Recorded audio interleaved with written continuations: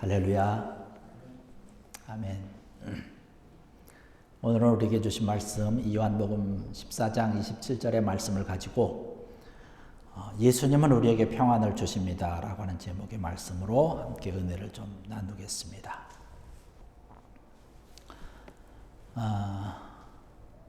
여러분, 지난 한 주간의 시간들을 한번 생각을 해보시면서 내 마음이 어땠는지 한번 돌아보시기 바랍니다. 오늘 성경에서 이야기하고 있는 참된 평안함이 지난 한 주간 동안에 있었는지, 평안함이 있었다면 언제 내가 그 평안함을 느꼈는지, 그 상황은 어땠는지, 아니면 내가 평안함이 없고 평강이 없고 좀 혼란스러웠고 힘들었다면 내가 왜 이렇게 힘들었을까라고 하는 것들을 한번 생각을 해보십시오. 오늘 본문에 보면 말씀을 주님께서 하시는데 그렇게 말씀을 하시지요. 평안을 너희에게 끼치노니 곧 나의 평안을 너희에게 주노라. 내가 너희에게 주는 것은 세상이 주는 것 같지 아니하니라. 너희는 마음에 근심도 말고 두려워하지도 말라 라는 말씀을 하고 있습니다. 평안이라고 하는 것은 여러 경로를 통해서 우리가 누릴 수 있고 느낄 수 있는 것이 참된 평안입니다. 근데 세상에서 주는 것과는 다른 평안을 오늘의 말씀 보니까 예수님이 우리에게 주신다라고 말씀을 하고 있어요. 평안이라고 하는 것은 히브리 말로 해가지고 샬롬입니다.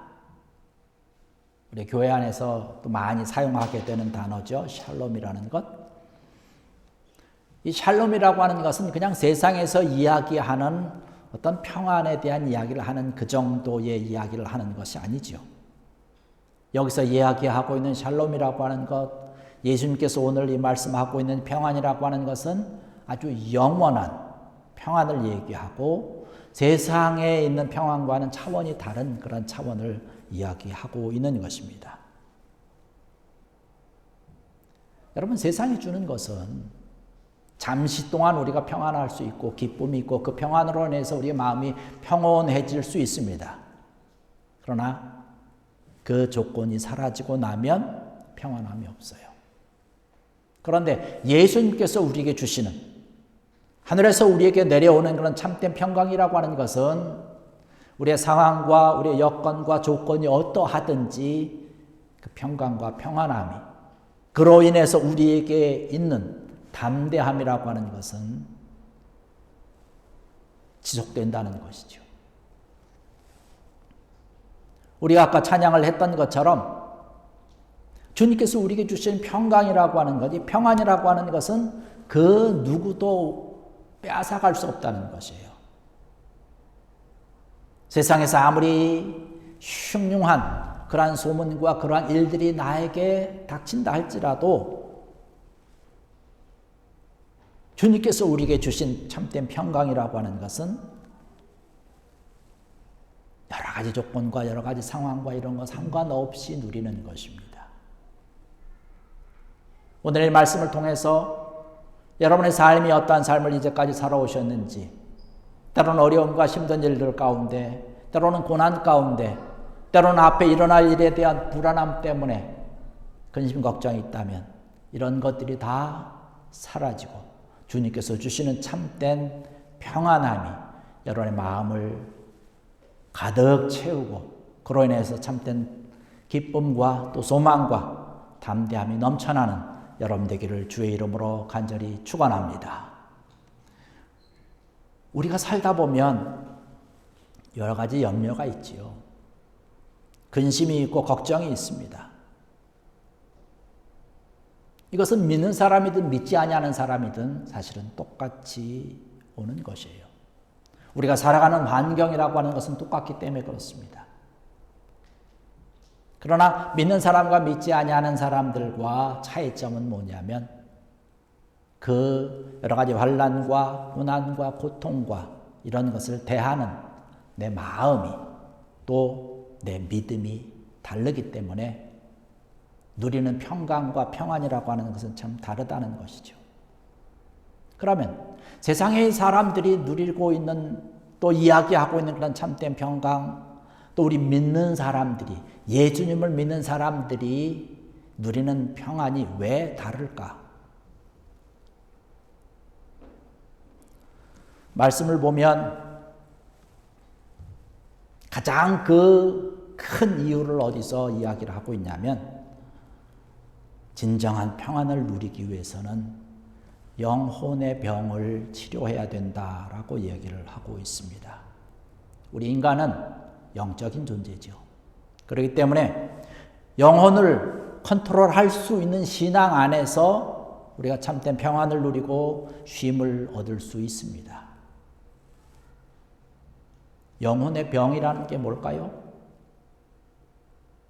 죄를 이야기하는 것입니다.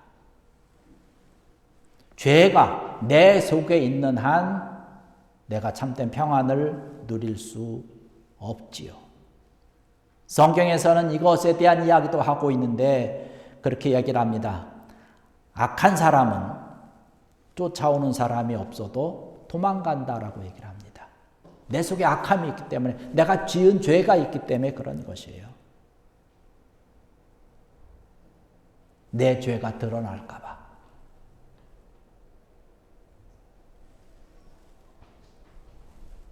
그런데 우리가 믿는 사람들은요, 내가 지은 죄로 인해서 걱정과 염려를 하고 있을 때 하나님께서 그 죄를 해결할 수 있는 방법을 우리에게 주셨는데, 바로 하나님 앞에 고백하는 거예요. 죄 용서를 위해서 기도하는 것입니다. 하나님, 내가 이런 죄를 지었습니다. 하나님 용서해 주세요. 라고 기도하고 하나님 앞에 꿇어 엎드리면 그 죄를 다 용서받는다는 사실입니다. 말씀을 통해서 우리가 약속해 주신 것이기 때문에 그렇습니다.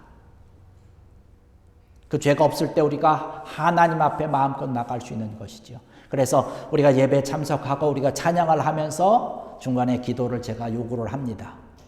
한 주간에 지나왔던 시간, 이 시간 예배 드리기 전에 혹여라도 하나님 앞에 우리가 지은 죄가 있다면 용서를 구하면서 이 시간 우리의 죄를 고백하십시다 라고 요구를 하면서 함께 기도합니다. 우리 기도를 들으시고 죄 용서에 대한 기도를 들으시고 하나님께서는 우리의 모든 죄를 용서해 주시는 것이에요. 사실 우리가 죄 용서받는 것은 너무나 쉬워요. 간단해요. 하나님 앞에 내가 지은 죄에 대해서 고백하고 자백하면 되거든요. 근데 왜 사람들이 죄의 고백을 위해서 기도하지 못할까요? 하나님은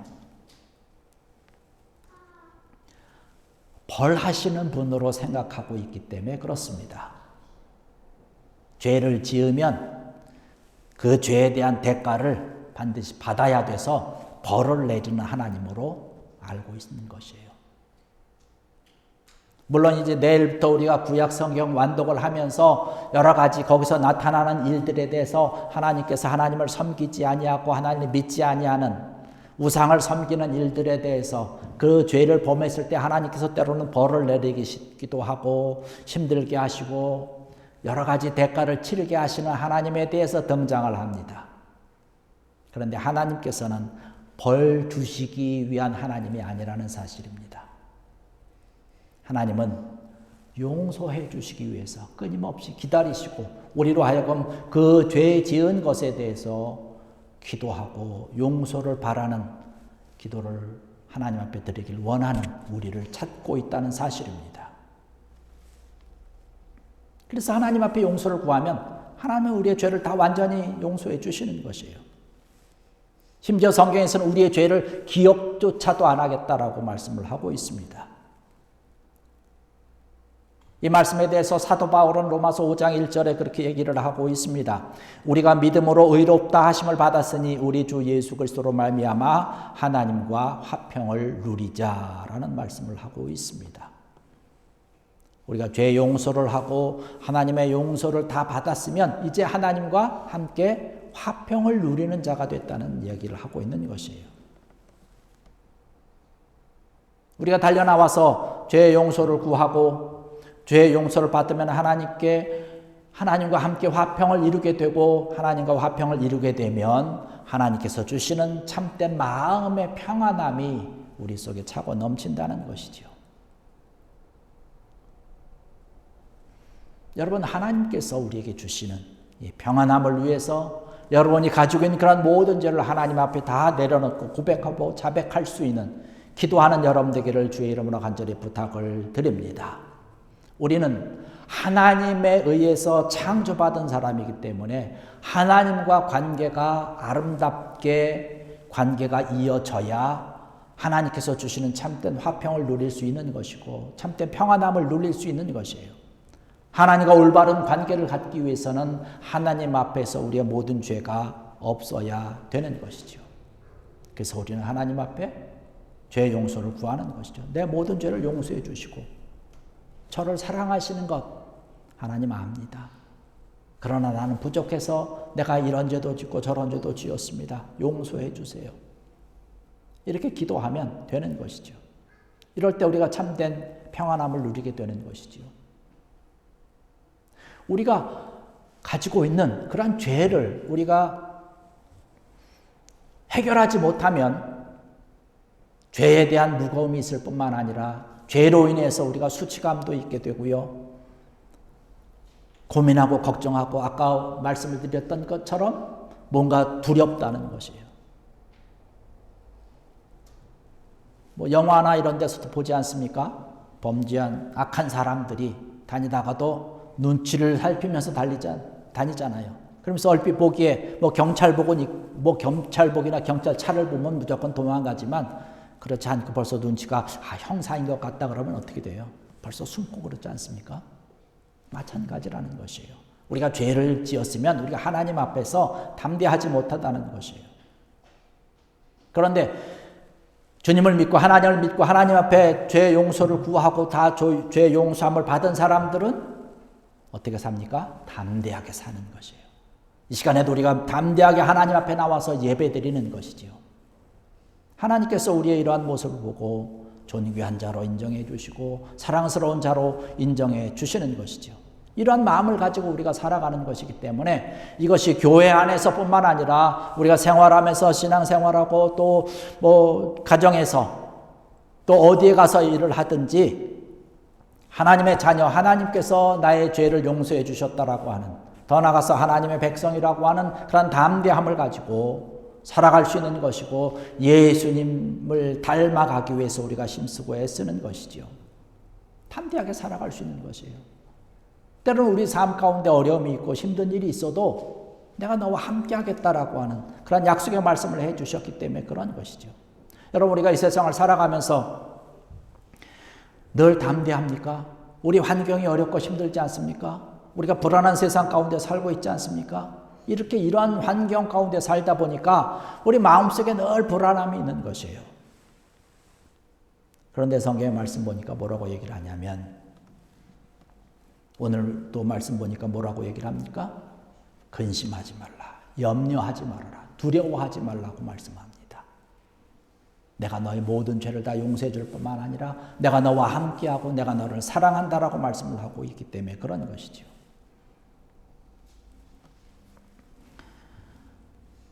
요한복음 14장 1절의 말씀 보니까 예수님께서 제자들을 향해서 그렇게 말씀합니다. 너희는 마음에 근심하지 말라. 하나님을 믿으니 또 나를 믿으라는 말씀을 하고 있습니다. 예수님께서 십자가에 달려 죽으셨다가 다시금 사흘 만에 부활하시고 부활하신 이후에 한 40여일 동안 제자들과 함께 이 세상에서 생활을 하시면서 제자들에게 끊임없이 가르치시고 말씀하시면서 마지막 순간에 이렇게 말씀을 하십니다. 마태복음 28장 18절 20절의 말씀 보니까 하늘과 땅의 권세를 내게 주셨으니 그러므로 너희는 가서 모든 민족을 제자 삼아 아버지와 아들과 성령의 이름으로 세례를 베풀고 내가 너희에게 분부한 모든 것을 가르쳐 지키게 하라. 볼지어다 내가 세상 끝날까지 너희와 항상 함께 있으리라. 할렐루야. 예수님께서 우리에게 해주신 것이에요.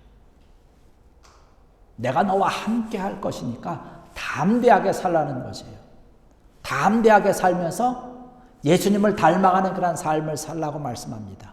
그러면서 예수님께서 가르쳐 지키게 하라고 말씀하신 모든 것을 너희가 잘 지키라는 것이에요. 세상 끝까지 가서 말씀을 전하고 증거하라고 하는 것이죠.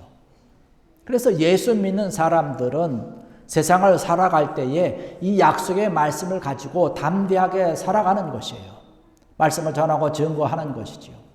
또 우리가 쿠바에 가서 복음을 전하고 방과후 교실도 하고 교회도 후원하고 교회를 이렇게 함께 하는 것도 이 말씀 때문에 그런 거예요. 내가 너와 함께 하겠다라고 하는. 두려워하지 말고 염려하지 말아라. 걱정하지 말아라. 그리고 너희는 가서 복음을 전하고 증거하라고 하는 이 말씀 때문에 가는 것이죠. 누가복음 8장에 가서 말씀 보면 한 번은 예수님께서 배를 타고 갑니다. 제자들과 함께 배를 타고 가는데요. 큰 풍랑을 만나서 얼마나 어렵고 고통 가운데 심한 그런 풍랑을 해서 힘든지 몰라요. 근데 그 와중에 예수님은 배에서 주무시는 거예요. 제자들이 누굽니까? 주로 어부들이 많이 있잖아요. 그 갈릴리 바다에서는 정말로 닳고 다른 사람들이에요. 이때쯤 되면은 풍랑도 심하고 이때쯤 되면 너무나 잘 아는 그러한 뱃사람들인데 문제가 생겼어요.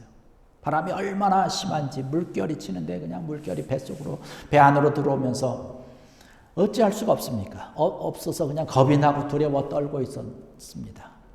그러니까 제자들이 할 수 없어서 예수님을 깨우는 거예요. 예수님. 성경의 말씀 보면 뭐라고 얘기를 하고 있냐면 제자들이 예수님을 깨우면서 예수님, 우리가 죽게 되었습니다라고 얘기를 해요.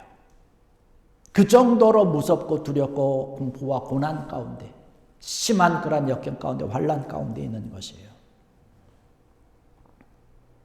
예수님께서 일어나셔서 그 상황을 바라보시면서 바다를 향해서 한마디 말씀하십니다. 잔잔하라. 할렐루야. 그 말씀에 바다가 잔잔해지고 고요해지는 것이에요. 예수님께서 제자들을 향해서 믿음이 적은 자들아 왜 의심하였느냐.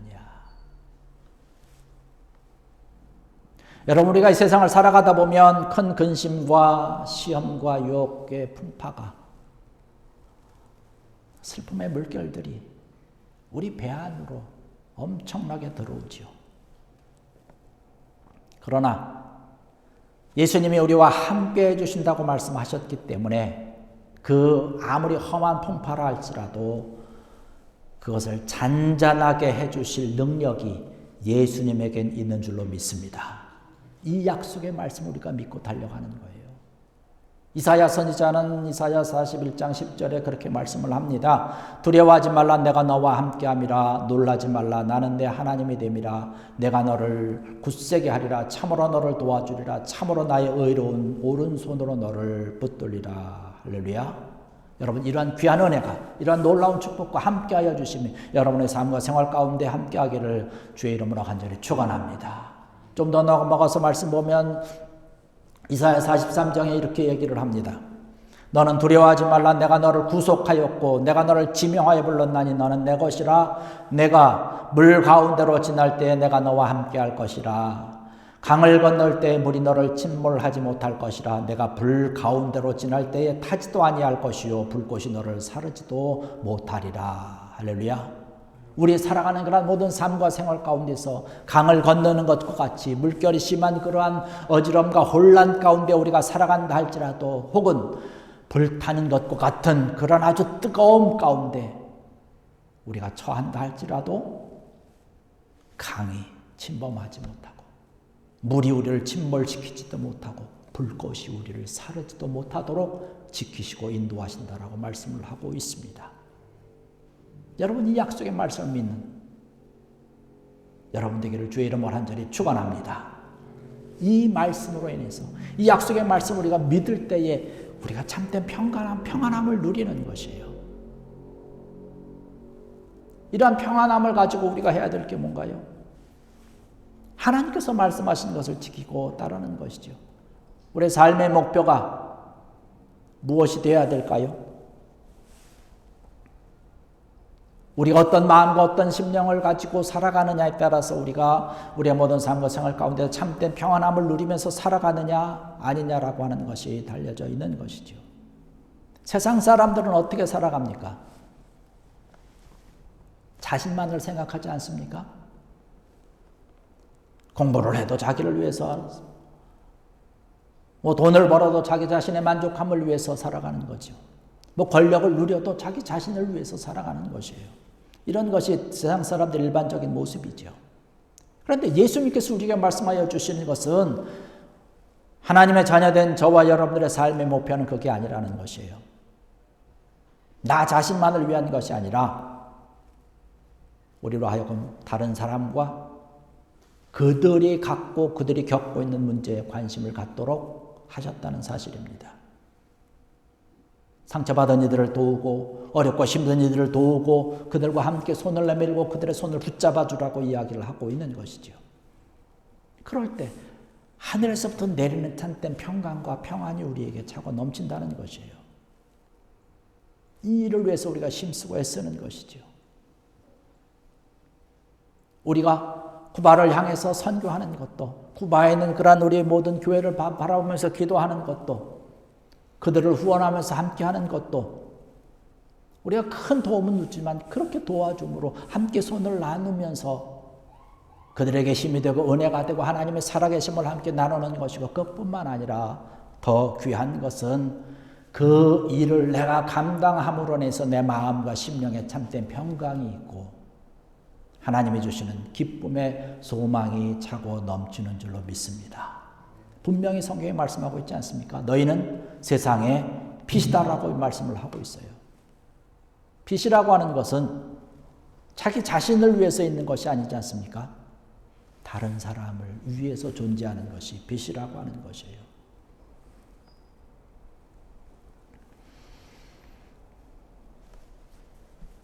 여러분, 오늘 우리가 주신 말씀을 여러분 기억하시길 원합니다.